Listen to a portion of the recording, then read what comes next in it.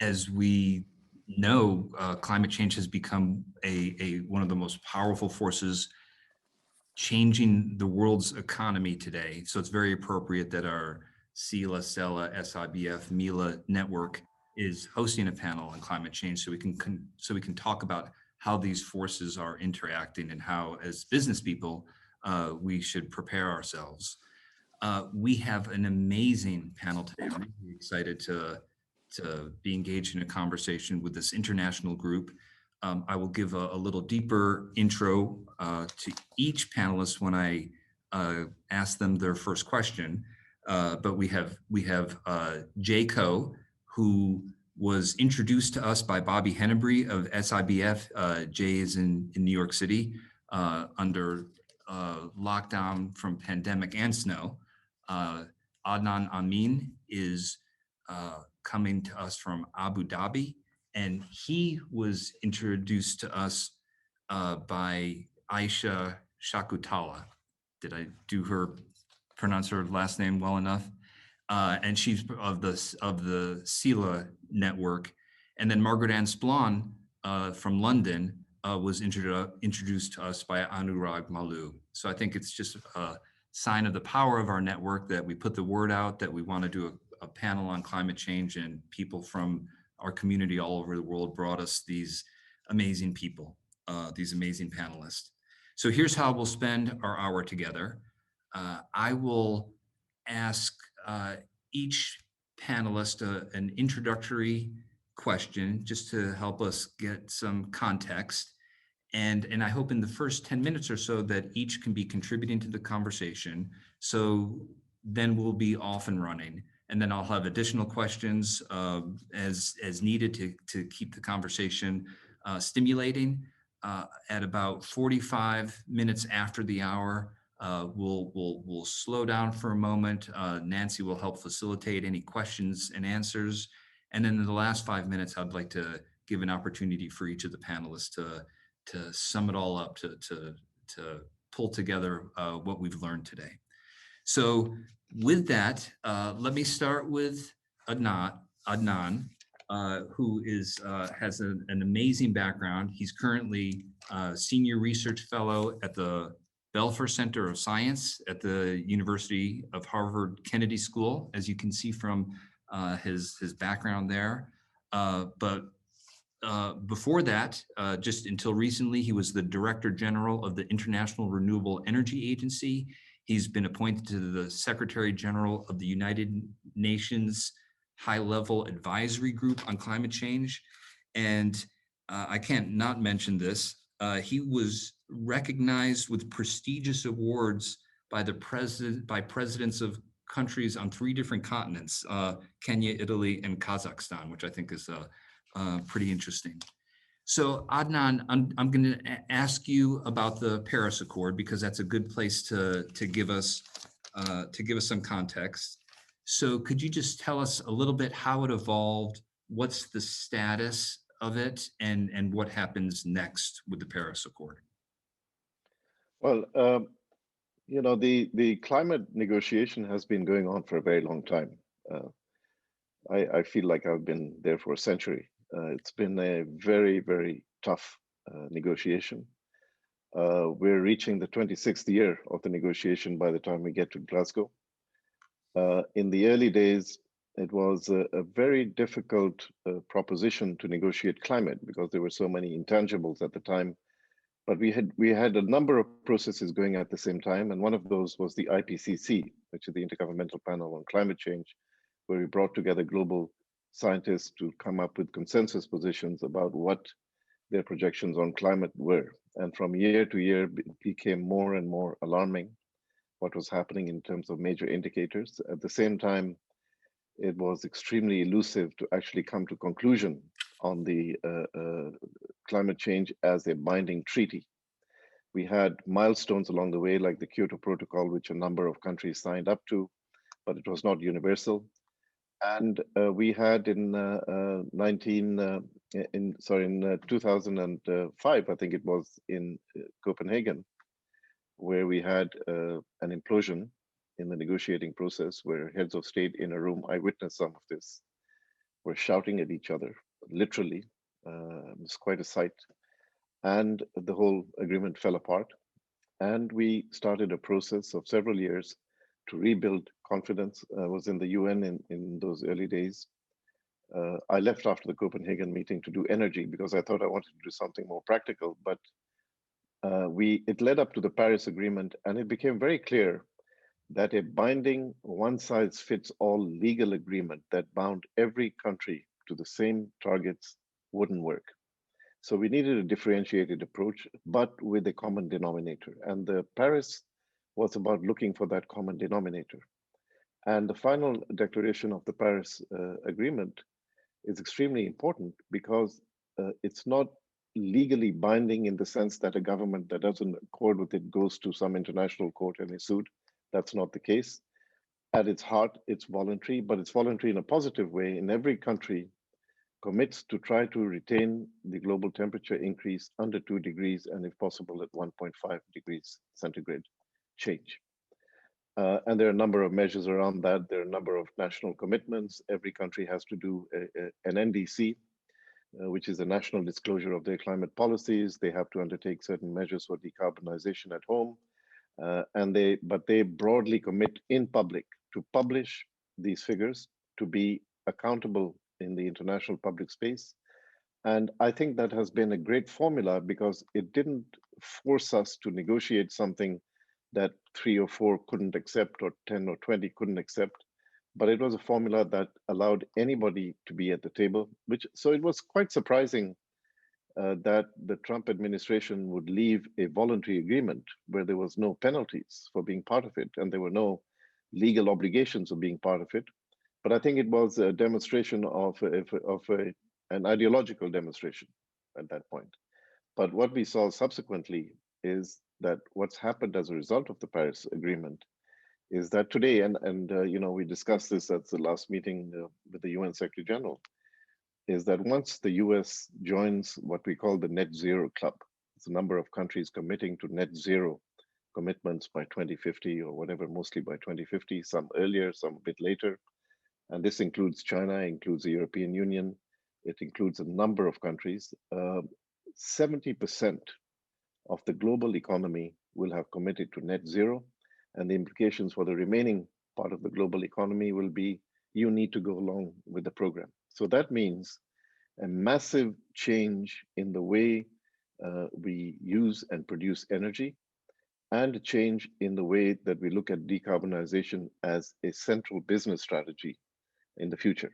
So I think this has really set the stage for what we see as exponential change today, and we can see it reflected in many of the markets. I mean, if you look at, Jay knows this better than me, if you look at the market cap of the oil majors, all of them have fallen off the list of the biggest companies in the world. There were 6 oil majors in 2010 on the list of the top 10 listed companies in the world. Today, there are none. If you look at the growth in EVs, Tesla, whatever you think, it's a bubble or not, Tesla is valued higher than Toyota, BMW, and Mercedes-Benz collectively. So the world is changing very fast. And I think that, the topic of your conversation here is extremely important because the change is going to be driven by businessmen, investors, by the way we do commerce. Government can create the ground rules and can create the incentives, but the heavy lifting has to be done by the private sector. Okay, well, that is just so fascinating, and more than the climate is changing, the global economy is in upheaval, is an incredible transition going on. And so, Margaret Ann Splawn, I'll ask you what this means for business, but to give a little more introduction for people listening on the webinar. You are the Executive Director of the Climate Markets and Investment Association, looking at climate change from a business perspective. You are a private sector observer at the UN Green Fund, and you have a background in carbon markets and risk management. And tell us what the Paris Accord and climate change means for business. Thank you so much, Michael. Thank you for inviting me, and to Nancy and to all of the staff here, as well as to Anurag Malu for proposing me onto this panel. And that's a great question. I love how Adnan explained really 26 years plus in, in short 5 minutes. And I think what's so interesting is before we had these silos, we had what the UN was doing on their end, and we had what business was doing. But now, never before, as the Paris Agreement has really changed that and put it on its head in 2015. And really what's happening is that investors, and it started, not started, but the seminal moment was Mark Carney saying, the tragedy on the horizon, that is to say that climate change will risk to become a major issue, and it risks to be too late before we look at this. So from a business perspective, what's so interesting is we're seeing business for the first time really taking it out of the sustainability department and putting it into the risk management department. And also it's also about creating what's good for business, because it's no longer, you can't just put sustainability into a box and think we'll get to it when we want to. Your whole business has to be about moving in a more sustainable way. And that is, how do you impact the planet? How, what do your shareholders want? And it's really about this movement of what's doing right for the economy, and for investors, and for people and planet. So what this all means, what's interesting about the Paris Agreement is there's one article that hasn't been agreed, and that's Article 6, which is really about how the private sector will interface with the Paris Agreement. Because again, what happens at these COP negotiations are largely, they used to be largely around environmental ministers deciding what was good. But now more and more we're seeing the finance ministers coming in, and we're seeing central banks being interested, and we're also seeing business. And this is what's interesting, is there was a 1.5 degree report that came out from the IPCC in 2018, and it really set alarm bells ringing in the business community, as opposed to just the environmental or governmental community, as to what does this mean for us, and what does this mean for our business? Because when we look at it, climate risk has 3 main risks, both physical, transitional, and liability risks. And so what we're seeing more and more is businesses taking on this challenge and saying, right, irrespective of whatever the policy regulations are coming into play, we know we need to do our part. So they're looking at things that they can do. And that's why the private sector plays such a vital role, is this gap in funding. We know it needs to be done. We know that we need to make our buildings and our places more resilient, but it's going to cost money, and public sector just simply doesn't have enough. So they need the private sector there, and the private sector is more than willing and ready, but we need policy to be long, loud, and lasting to do that.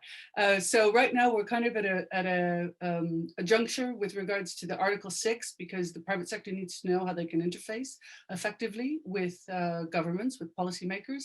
And so we're looking forward to COP26 to hopefully finding those answers. And I'll pass it back over to you. Thanks, Michael. Okay, great for that introduction. And Jaco, this is Margaret Ann's comments lead up to what I want to ask you about, as we think about, you can help us think about how investors analyze and incorporate climate change into their decision making.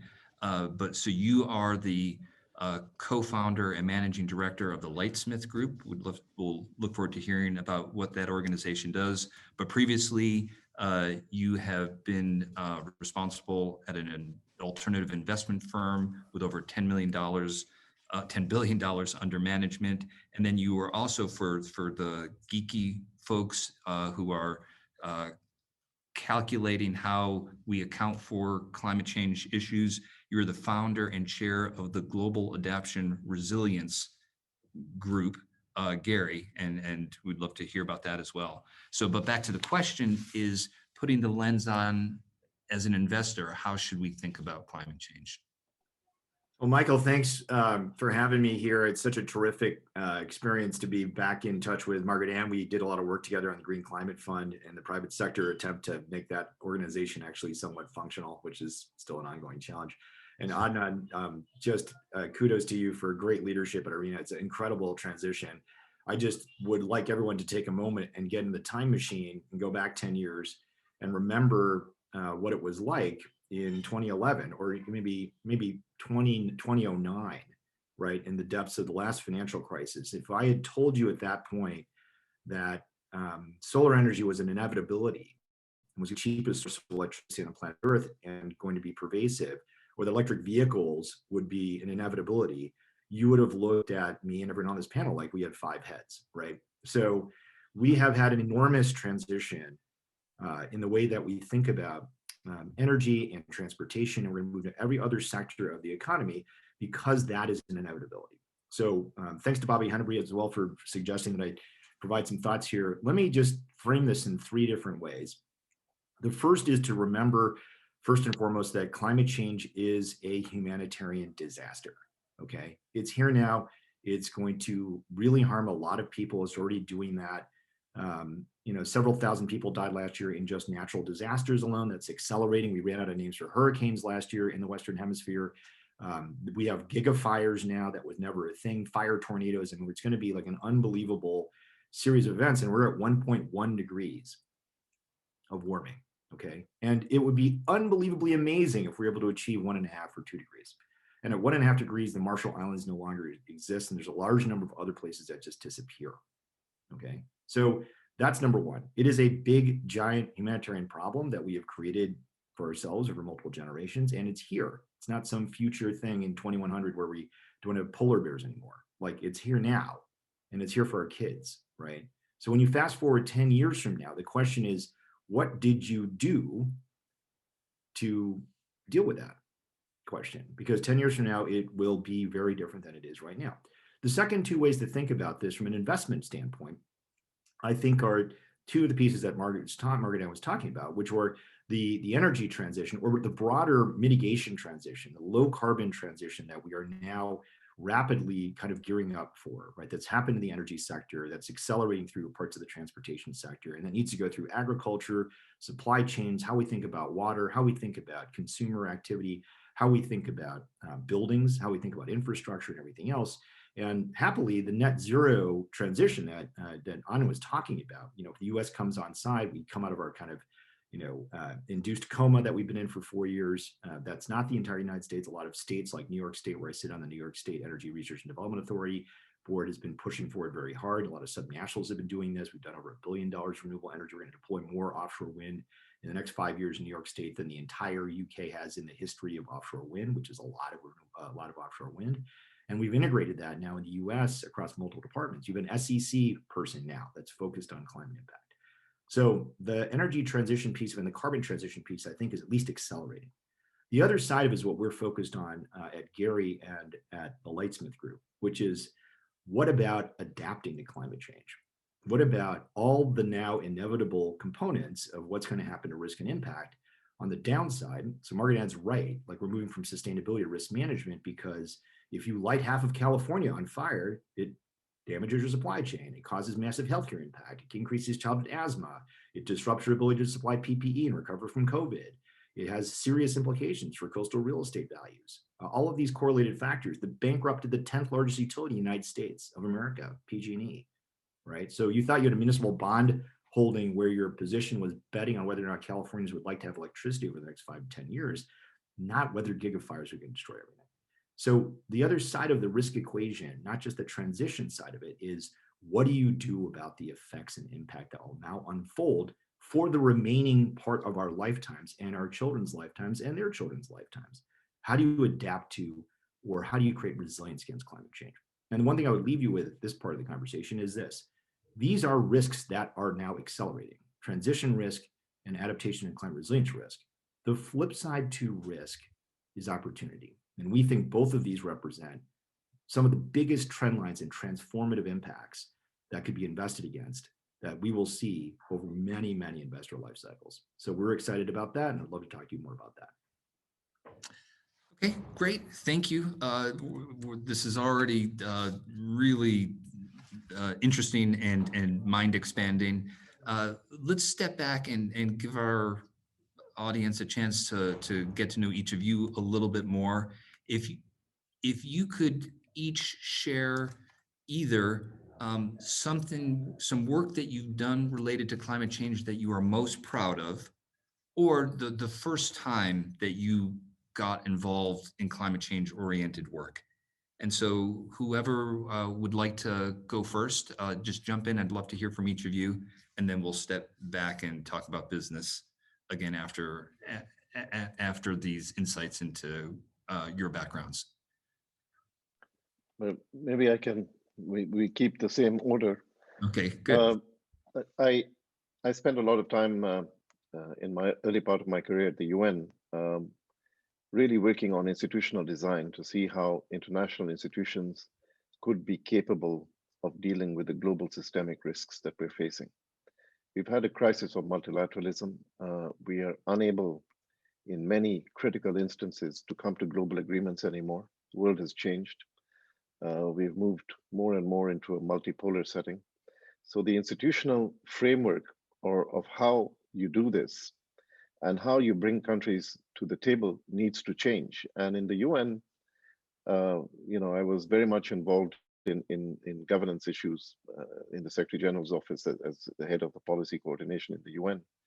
And it became apparent to me that focusing solely on normative agreements, which were rule-setting agreements that would be binding on everybody, was becoming an impossibility, and we needed to have a much more inclusive, deliberative process that could lead to outcomes that would be suitable in different circumstances for different people.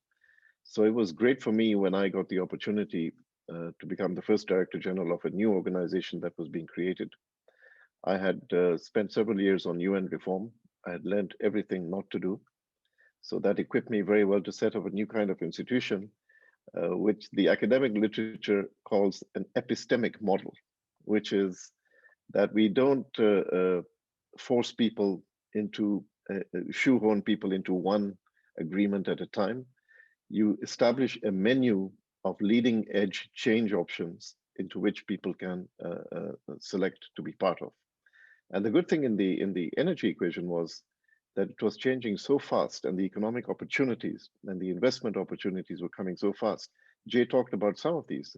I mean, the cost of solar PV in the last 10 years has fallen by more than 90%. We're going towards zero cost electricity. The design of markets, the future of utilities will change completely. They will not make any money on selling energy. Energy will be so low cost, there's no business case for having a company that only sells energy. You have to look into services. You have to look at how energy systems can evolve, how, I see three basic trends redefining this, which is decarbonization, the imperative of decarbonization and the movement to renewables. And in every field, we're seeing progression: solar, wind, geothermal, hydro, everything. The other is decentralization. We're moving away from heavy decentralized generation units that pump huge amounts of electricity into a system with very inflexible ways, which then utilities sell, into a decentralized system where we're going to have millions of providers of electricity, including housetop solar, into a system. It's going to be a diversified system. And the third trend is what is going to enable this, which is digitalization. So this was a construct that we have been looking for. And it was always great for me that we would have these ministerial meetings every year, and we would have them around a table. And the discussion among energy ministers is very different from environment ministers who would moralize at you. The energy ministers want to get the power out of the day the next day. Their job depends on that. But they were so fascinated by the technological innovation and the business case for renewables that was happening in front of them every year, that they were deeply engaged in this discussion. I had minister from Zimbabwe asking me how they could transition to clean energy and electric vehicles as quickly as possible. So this got everybody's imagination. But I think if you were to ask me one thing, I mean, we created the framework for all of this to happen, but one thing towards the end, let me mention two things. The first was that we took all of this learning and we created what we called the landscape, the first ever landscape report for energy innovation. What is it going to mean for the future of energy, for markets, for market design, for costs, for the operation of utilities? What are the innovation trends that we're seeing coming, and what is the shape of future going to look like? This became an extremely influential product for many, many people. I was just on a call the other day with some Indian investors in renewables who were incredibly thankful for the kind of stuff we had done on flexibility under innovation, for example, how you can put all these renewables into the system. So that was one, but my last act I kept because it was politically very controversial and I wanted to do it at the very end, which is are the geopolitics around energy, which have defined international relations for 50 years, how are these going to change? What happens when oil is no longer the commodity that it is today in terms of commanding the price that it does, in terms of commanding the geopolitical relationships, the relationships among many countries? I assure you, there's not a kind of natural correspondence between the United States and Saudi Arabia, for example, but they're allies. And then a lot of that has to do with energy. So how would it change when energy became almost universally distributed?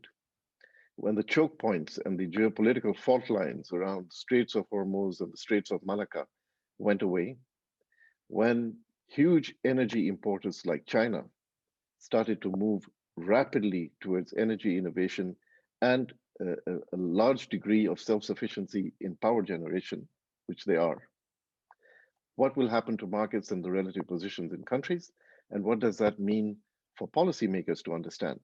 But out of that is also, what does it mean for the business people? What does it mean for investors? And it was great for me because I always saw BlackRock as a huge investor in hydrocarbon stocks, which they were, and to some extent they still are. But this famous Larry Fink letter. So it said 3 or 4 things which are critical for companies. One is that climate change will become a defining factor in companies' long-term strategies. We are on the edge of a fundamental reshaping of finance. And just to illustrate this point, is that there's more and more analysis that says we are already at peak oil, peak demand. Oil is going to be there forever, but we are at peak demand. And if you think about investors price the future, not the present. The future, we are seeing under all scenarios, the demand for oil going down dramatically. The market cap of companies like Exxon and Shell and BP and others has lost hundreds of billions of dollars over the last 5 years. You've had the rise of new companies. Next Era, the renewables company in the United States, for the first time, exceeded Exxon in market cap, if you can imagine something like that. I mean, it goes up and down, but there was a point it was higher than Exxon. So that, I think, is happening. And he said there will be a significant reallocation of capital, and we are seeing that unfolding today. I cannot tell you the number of calls I get from different types of private equity guys here in the Middle East asking me or begging me, look, please, we believe that we are at risk.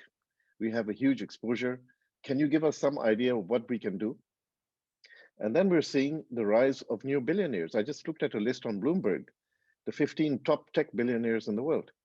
Of course, number 1 is Elon Musk.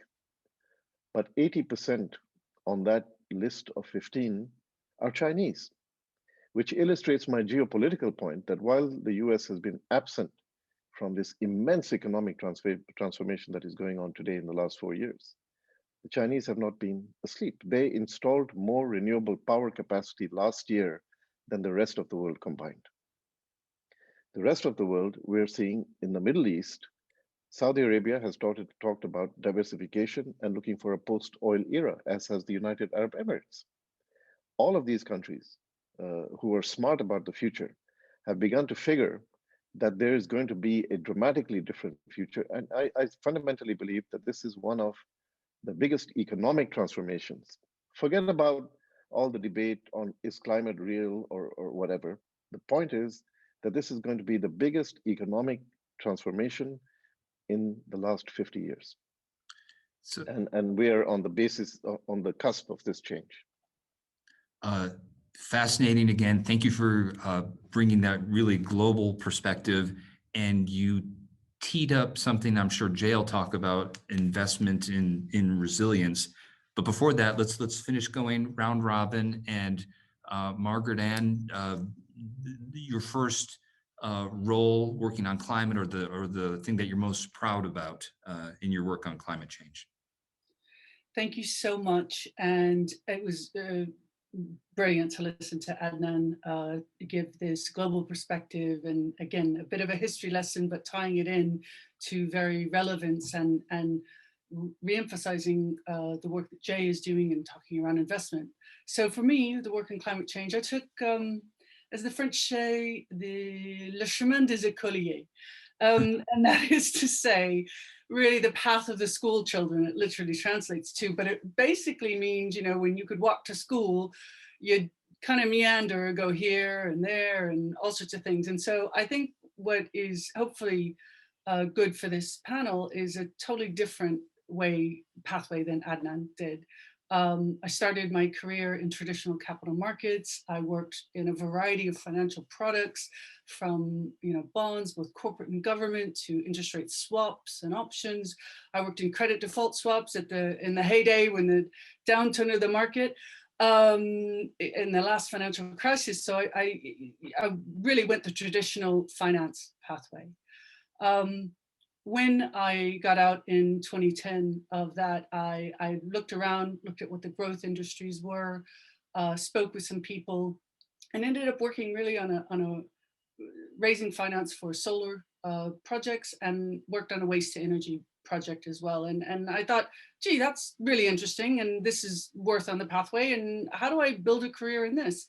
And so I took myself off and I did my master's at the London School of Economics in Environmental Policy and Regulation, to build a framework to actually work with integrity and really deep understanding, because I knew two things. Is that one, I knew what I didn't know, meaning I didn't understand this environmental regulation and policy landscape, and I knew that I needed to build that, and I needed to do that in a credible way. And secondly, is I wanted to think in a different way. I recognized my own biases and my own limitations, and I thought about exploring that. And so after that, it was the most natural fit were carbon markets. So I worked with companies that were subject to the EU emissions trading scheme, and helping them risk manage their carbon exposure. I did that, set up 2 successful desks in 2 different companies, and had the opportunity to work with the Climate Markets and Investment Association, which is a nonprofit, and I'm a consultant to them, and I continue still my work in carbon. But I think what I really like about this is coming from that financial background and that risk management background. I'm always thinking about that. And if you separate that from, if you'd asked me, I'd be working environmental climate change, I would have known years and years ago that even exists. But I do understand the business angle and follow the money. And I love markets, and because markets really, they allow competition, they allow innovation, and they allow the private sector to participate in lots of ways. So the reason that I mention this is because it's a totally different approach to where Adnan is, but yet here we are. And it doesn't really matter what part of the maze you get put into. I think that's the thing. And what I'd like to stress to the people here on the call is we're all at different pathways, at different levels of understanding. But what matters is if you, whatever your views are on climate change, but if you believe in money, then you'll follow the pathway of money. And the pathway of money is low carbon, increasing resilience, and I'm going to touch on just a small point of what Adnan talked about, BlackRock CEO. He said, what did he say this month? We know that climate risk is investment risk, but we also believe that climate transition presents a historic investment opportunity, which is exactly what Jay was talking about. And I'm sure he's going to factor in on this. We know this. There's countless studies that do this. I think one of my main goals is to break down what I loved, how beautifully what Adnan says is, you can tell this UN speak, which is just beautiful. But what I try to do is speak business language and say, listen, if you care about the future, if you want your company to be resilient and the world to be resilient, then you're going to go on this low carbon pathway, because it makes good business sense. And it makes, good, as I think Jay's point with regards to humanitarian point is really, really key. So I'll leave it at there, and I'm looking forward to hearing what Jay has to say. Thank you. There's a lot of wisdom in what you just shared. And Jay, what are you most proud of, or your first experience working on climate change issues? Yeah, it's wonderful to hear the Adnan's and Margaret Ann's kind of journeys here. I mean, I sort of have meandered a bit myself. I mean, I'm sort of an old school private equity guy. So I started my career in 1993 at Carlyle, which today is, $300 billion and 1,200 people. And back then was 24 people and $100 million in one office. So I worked for David Rubenstein back then, sort of grew up as the entire alternatives universe went global, went across sectors, went across geographies, went across technology cycles, across economic cycles. And so have sort of grown up in that universe when this whole area of private equity was basically invented. Then I had the great fortune in 2010 to serve in the Obama administration at a US agency called OPIC, which is now called the US Development Finance Corporation, which is sort of our version of the IFC, the private sector arm of the World Bank. So I served there as the head of private equity and the chief investment strategist for the agency. And following 2009 Copenhagen disaster, we were the number one US government delivery mechanism against the commitments that were made to Fast Start after that. So we did about $1.5 billion annually in renewable energy, energy efficiency, water, ag, renewable resources sectors, all of which are relevant now to this type of transition. And this was kind of the crash course in climate change. And this is all in emerging markets. We did the first, independent megawatt solar generation grid connected India deal together, the IFC, back in 2009 or 2010. And that company, Azure Power, went on to deploy over 3 gigawatts of solar in India. And that's like a fraction of what India is doing now. So, I've sort of been thrown into this just looking at different energy trends, just different transitions in technology and different transitions in risk. And so kind of the interesting thing that sort of pulled me really back into this after I left the administration in 2012 to just rejoin normal private equity land was serving as an advisor to the UN's Green Climate Fund with Margaret Ann on the private sector advisory group. And now we were first introduced in that moment to this dual focus of the Paris Agreement and the dual focus of the GCF, which is on the one hand, mitigation, which in UN land means like reducing carbon emissions, like reducing the scale of the problem we've created for ourselves in climate change, like changing the angle of the disaster that we've created. And then the other side of it was this thing called adaptation, which is like, what do we do about the effects of climate change? And back in 2014, when this is all being set up, and I joined the PSAG there, I had the normal human reaction that every normal human has to this idea of adaptation, which is, what in the world are you talking about?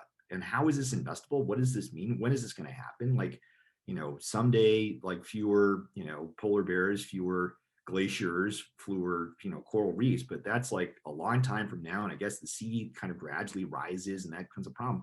And we had Hurricane Sandy and a few other things, but like, what does that do with anything?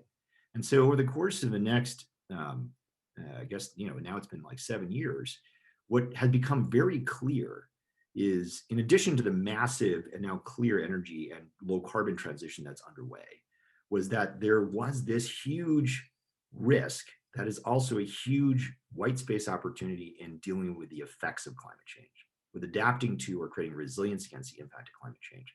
So it's kind of startling if you think about it, is despite the fact that the UN thinks it will cost up to 300 billion plus a year by 2030 to deal with the impact of climate change in developing countries and emerging markets alone. And the numbers are getting pretty terrible in the cleanup after these natural disasters as they are. We had record years the last, several years in a row. Less than 6% of all investing regarding climate, anything, has to do with the effects of climate change, the impact side, the risk and impact components of climate change. So no one's really looking at this, even though I think we probably would all agree that, if you flash forward 10 years from now, there will be dramatic changes in how everything sort of looks and operates because of the risk and impact that's made more complex by climate change.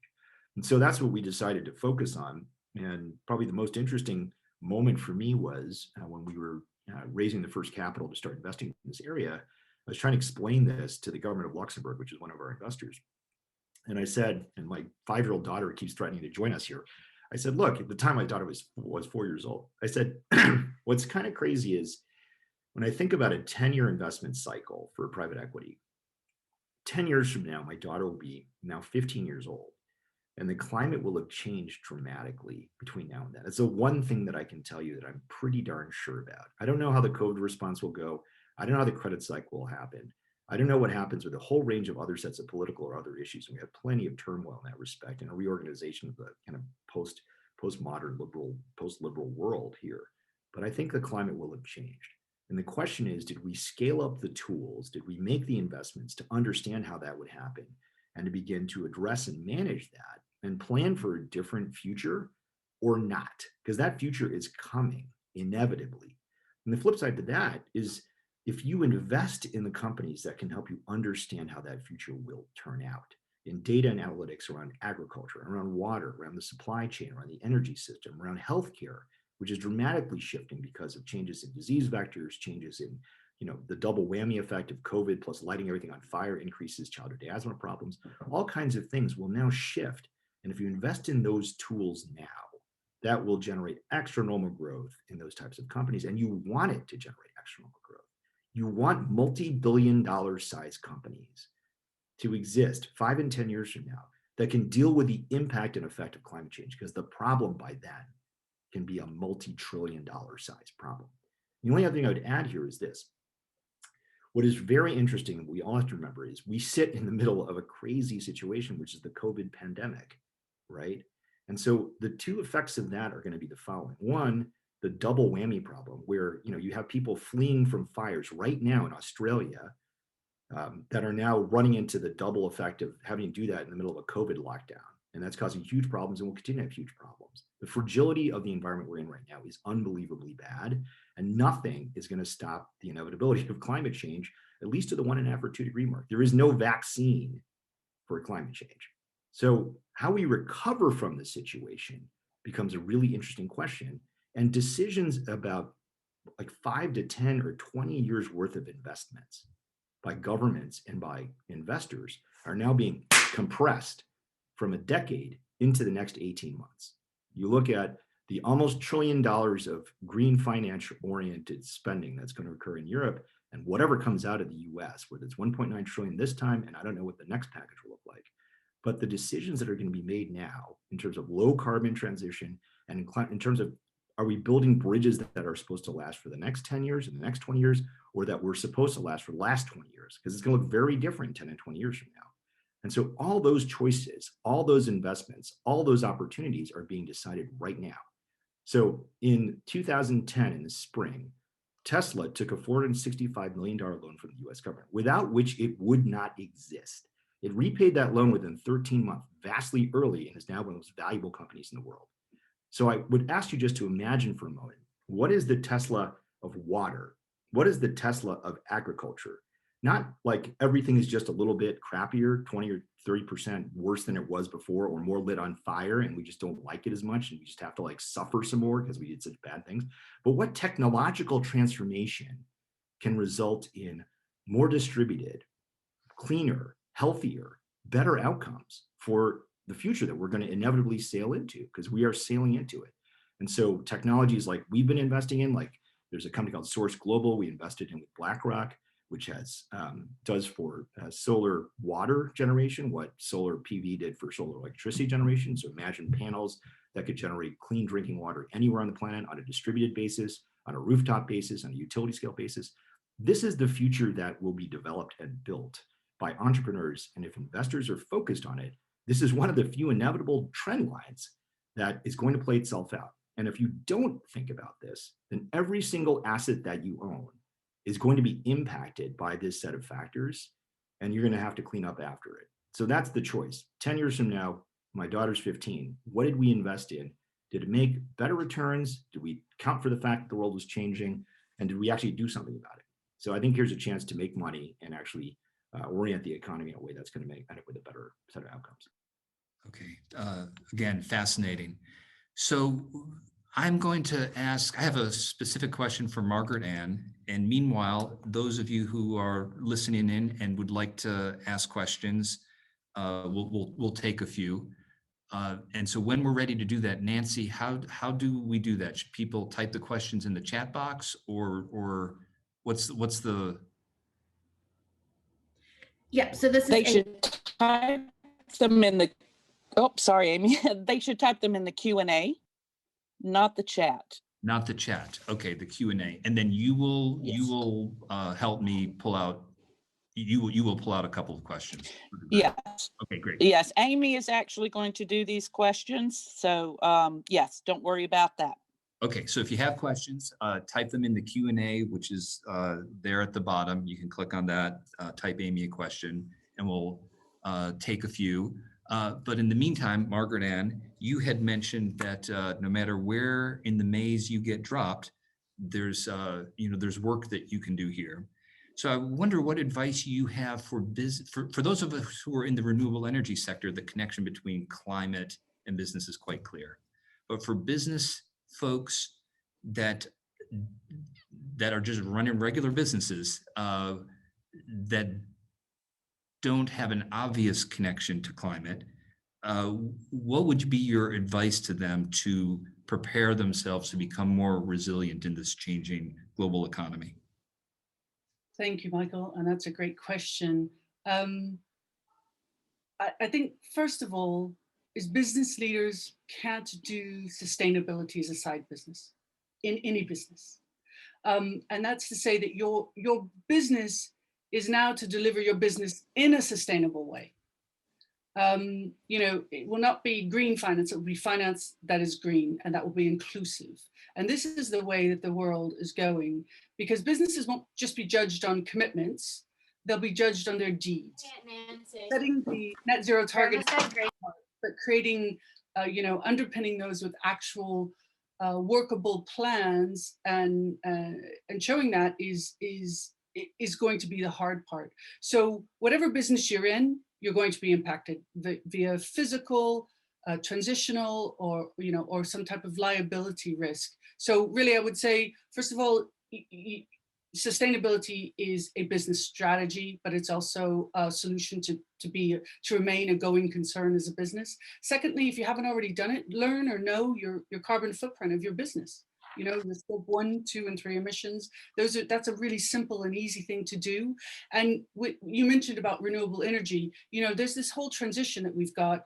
Really, I think what got us here, in the words of Maroon 5, you've got renewable energy, and that's the darling of the energy sector, and we think, oh, that's great. But in the words of Maroon 5, it's not all rainbows and butterflies. It's compromise that'll bring us along, because what got us here is not going to get us to the net zero targets without some serious changes. And with regards to renewable energy, that'll be around flexibility, transmission, and storage. And I don't need to go into these on this, but it's really, we've got to do things in a different way: innovation, technology, solutions. So I'm very hopeful, but I think what's so great about this is you're bringing together people, because we're all at different pathways. But what's important is that we're all traveling in the same direction, and that direction is a low carbon, high resilient, community for all stakeholders. We all want clean air, clean water, but that comes at a cost, and that's something that all of society has to pay for, the externalities of that. So I'll pass it back over to you, but thanks, Michael. Yeah, thanks for that practical guidance. Nancy, do you have a question for the panelists? So this is Amy. I'll run the Q&A. Nancy's having some technical issues. But one of the first questions that's come in is, how do you see the role of power transmission with decentralized energy? Will the utility become a transporter of energy rather than a generator? And how will energy storage change this? That seems like it should go to Adnan, right? It's a very good question. And, I mentioned earlier what we're seeing in terms of energy transition and decentralization. And we're going to have a multitude of players in the power generation in any specific country. Today in Germany, there are over 6 million people who are participants in the energy market, call them prosumers. They both produce and consume, and they sell to the grid. And what we're going to see is that this is going to grow. I'm seeing, I'm sure Jay has seen this, is that a lot of developers who are investing in solar are entering into offtake agreements with governments, where they're selling the electricity to governments or to government utilities or to utilities for long-term price. So there are going to be multiples of this. This is going to become the dominant form of electricity very, very soon. So the power sectors will be decentralized. They'll be enabled by digitalization. So utilities will have to completely change their business models. They can no longer be making money from selling electricity because electricity will be so cheap. And they're already diversifying. They're moving into services, what kind of services you provide. And Jay mentioned many of the sectors that are changing, but if you just look at EVs, there's an expectation by 2035, EVs will become the biggest selling item in automobiles. They'll overtake internal combustion engine cars probably before 2035. We see a lot of innovation around technologies that allow V2G, which is vehicle to grid integration. So this becomes a service. Those vehicles become a storage reservoir for utilities. Say you have 1 million vehicles plugged into the grid on any particular time, and you have the ability for instant dispatchable power coming from the batteries of those electric vehicles. You don't even need that much to be able to balance a grid with intermittent renewable energy. So all of these services will have to be monetized. The utilities will need to start to change their business models, and the investments into large-scale, heavy, non-flexible generation will begin to fall away, and those tend to be, hydrocarbon-based. So I think that's essentially how it'll begin to change, but it'll begin to permeate everything. Transportation will also begin this huge transition. And just to go back to Jay's point, it's very interesting to note that this transition will happen quicker than anybody expected. There are business opportunities along the way, but there are immense risks that we have to look at. And decision makers in government are going to have to look at the fact that, for example, when the supply chains for internal combustion engine cars begin to fall away, there's an average of 380 moving parts in industrial in a combustion engine. There are 27 in electric vehicle. There are millions of people in the supply chain building those internal combustion engines. How is the transition going to look after these social justice issues and the just transition that we all talk about? How about people like, we had to deal with the coal miners, but on a massive scale, in virtually every industry, we're going to have to deal with transition issues for transitioning away from one supply chain to another. This is a huge challenge, but I see a lot of innovation happening. I see growth in industries that are actually providing better quality jobs, better paying jobs, more skilled jobs. I see a lot of governments preparing for scaling up its labor force. So I think on balance, if we get this right, not only are we going to be able to stop the most extreme impacts of climate, and I agree with Jay, in 10 years, it's going to be a different world we're living in. But we're also going to be able to provide quality livelihoods for people around the world. And that's the greatest thing that business can achieve. Okay, so before we take the next question, let me just point out, as we were coming to the short rows, the last 5 or 10 minutes of this session, that we do have a chat box, and there are lots of people who are commenting, and it is interesting. And so for everybody, if you're so inclined and you want to just put in the chat box one thing that you're getting out of this conversation, or one thing that struck you, it'd be fun to see what people are noting. Amy, what's the next question? Sure. The next question, how do we address the issue of earth mineral supply, such as copper, cobalt, lithium carbonate, and neodymium, with the explosion of EVs and grid solar? Will the increased demand result in a price increase in these inputs and hence solar PVs? Okay, Jay, are you equipped for that question? I can give 2 cents, and I'm sure Adnan has a much more sophisticated view. And Okay. I'd say 2 things. One is, it's going to sound strange, but sustainable mining is going to be a thing, and it has to be a thing, because anything you don't grow out of the ground through plants gets mined, right? So doing that in an intelligent way that makes sense is going to be really important, and it will always be really important. So figuring out how to do that is really important. The second thing I'd say is, you know, and Adam will comment on this. The idea that we're going to run out of all of these minerals is projected on a 2 or 3 year forward basis every single year by all of these mining operations. And you can look at the curves and just update the dates, and you'll continue to see this. I think there's some specific issues around certain kinds of rare earth activity. I think there's also specific aspects to what the life cycle of these things actually looks like, and creating more of a sustainable, to Margaret Ann's point, like, we need to build an economy that actually is, regenerative or circular in some sense. Otherwise, we're going to end up poisoning ourselves, right? I mean, imagine microplastics, but with lots of other things too.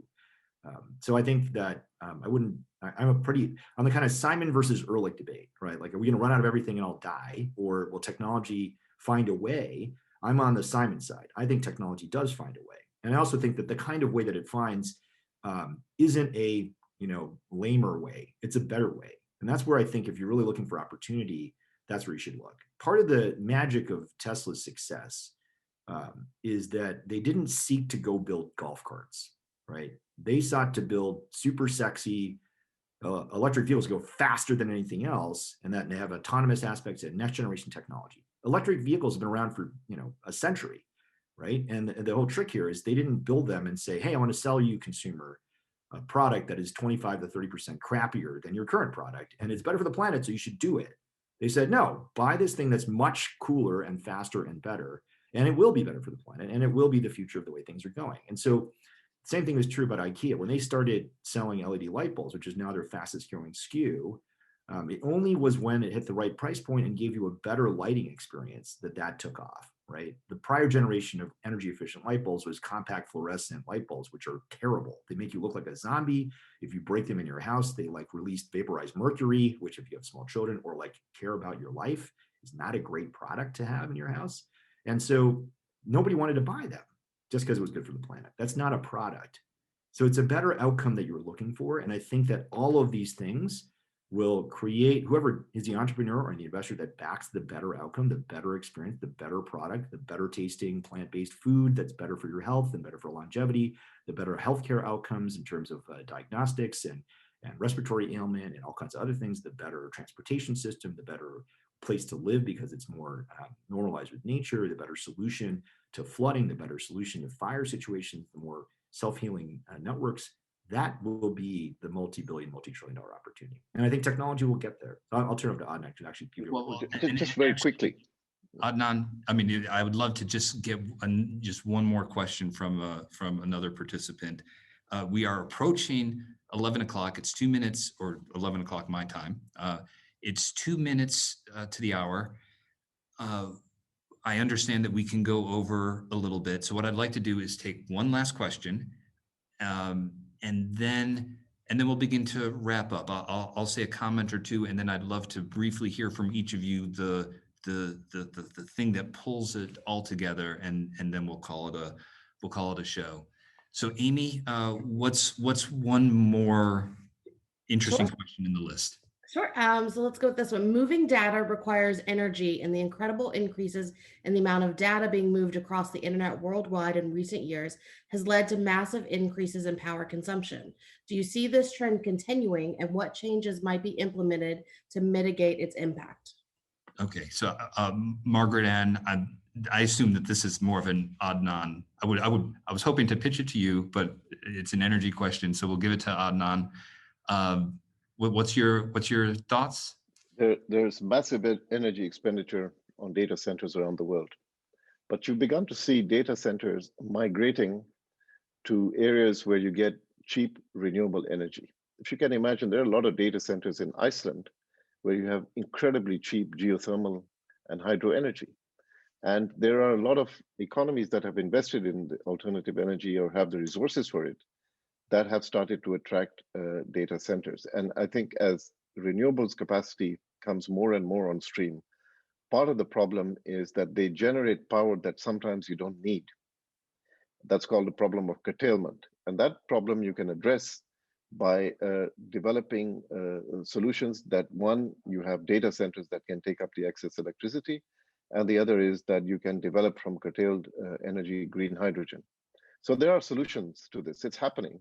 But very quickly on the metals, I can't resist. Go ahead. People hyperventilate about this issue. One, rare earth minerals are not rare. It's just that people had not invested in mining them. In fact, lithium is everywhere. And that lag is happening already. Mining has started, and those are becoming less constrained. But you're seeing innovation in the design of technologies, especially in batteries, that is minimizing lithium, cobalt, and all the metals part of the batteries exponentially. And now you have new flow battery technologies that are coming in the market that use very minimal parts of this. So this is not going to be a big issue. I think that the demand for these metals will continue because the volume of growth is so high, but it's not going to be a make or break constraint. Okay, well, let me just say that the 3 or 4 questions that we took, those were each very fascinating questions. And so I'll be interested afterwards to even look at the other questions that were being asked. So thanks for putting those forward. We'll begin to ramp down. The thing that I want to observe is there's there feels like there's 3 phases. There's the phase where, holy moly, we've got this thing called climate change. How is it going to impact business? And then, as evidenced by this conversation today, it's not just how business is being impacted, it's the opportunities that are created for business. And then what seems really interesting to me is that, well, how is the world going to come together to address this global challenge of climate change? And it seems to me that business is the driving force to solve climate change. So that strikes me. Jay, Margaret Ann, Adnan, what are your closing thoughts?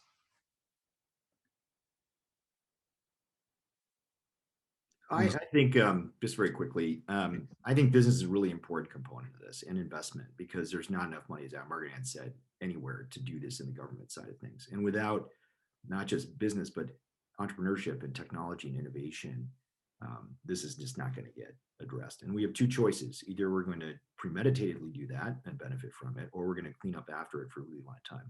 The only thing I would just add here is business alone is not sufficient, as Margaret Ann has said. You need to set the stage. You need to send clear signals at the government level and as a society. And if we forget 2 things, we will create even more problems. And that is, we are coming out of this COVID situation, which is unprecedented, and the justice aspects and the equity aspects and how we make that transition is critical. And so business has a real self-interested role in making that work in the right way. But I think there is great opportunity here, and there's enormous potential for investment return, and this thing is going to happen one way or the other, so you might as well get in front of it. Okay. Margaret Ann, your closing thoughts? I'll follow on what Jay is saying. I think what's so interesting is never before has business been so laser focused on these opportunities, which again, it's come out of this sustainability CSR department, no disrespect at all, but it's really on the risk managers side. It's at the board level. We're now looking at, how are these tied to the NDCs, which are the national climate pledges that countries are doing. We're really looking at things that tie this all together, because it's not that it's meant to be confusing, it's just that they existed in different silos, but we recognize that the interconnectedness and the complex nature of climate change requires interconnected solutions. So it's really following on from what Jay was saying is business can't solve this alone, but government can't solve this alone either. So without that and bringing all of society along for this just transition so that workers and assets are not stranded, we need huge amounts of technology, and it's almost a 2-tiered decarbonization process. You've got wind and solar, that's great, but what about carbon capture and storage? All right, that's not an investable type of business right now without some type of subsidies, but we need all of society to decarbonize. So we've got lots of work to do, but I think what's great are the dialogues that are happening, for example, such as today, because it was super interesting to have the investment side, but also to have Adnan's experience at the UN. And I'm having more and more discussions like this. And I think, so that gives me hope, because what I'm seeing on our side is really people who want to find solutions, but also take action, because at the end of the day, we can talk all day long, but if we don't actually create investable pathways and actually create actions, it's just a lot of talk. And private sector is not interested in a lot of talk. We're actually interested in how do we make this, happen and workable, bankable, and scalable for us. So with that, I guess final thoughts to Adnan. No, well, let me just, before we give Adnan the very last word, Amy, is there anything administratively that we need to bring the meeting to a close? Yes, thank you, Michael. So I just want to thank everybody for joining. We had lots of questions in the Q&A we weren't able to get to. So we will send those to the panelists, let them answer them, and then we will distribute them when we have the video recording ready in a few days. So we'll make sure everybody gets that. Thank you to our members around the world for joining us today. I do want to remind everybody of our next webinar, which is Tuesday, February 16th. It's the second installment in Peter Zeihan's 3-part series.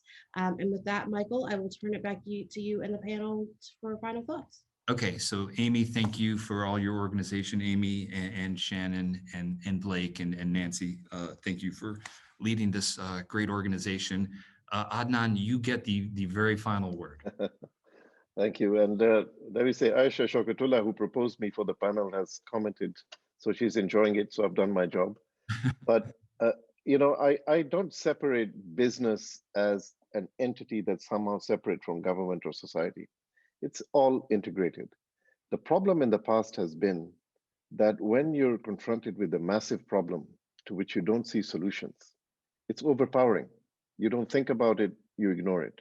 When you're in a scenario where science, government policy, consumer behavior, the views of the society begin to converge and create a solution-oriented space, which we are in now, whether it's agriculture, whether it's health, whether it's transportation, the design of cities, how we're going to live, all these solutions are there. And I think enlightened businessmen today, instead of complaining that things are changing, things have always changed, is face the excitement of all the opportunities that confront us as a society today. Those opportunities will not only ensure our continued wealth in the future and our prosperity, but they will take us to a world where our children will be able to enjoy a future also, which I think is the greatest challenge. That is there today, and business has a critical role to play in this. I love the hopeful finish. With that, thank you, Jay, Margaret Ann, Adnan. It's been a really reflective, informative, hopeful, amazing discussion today.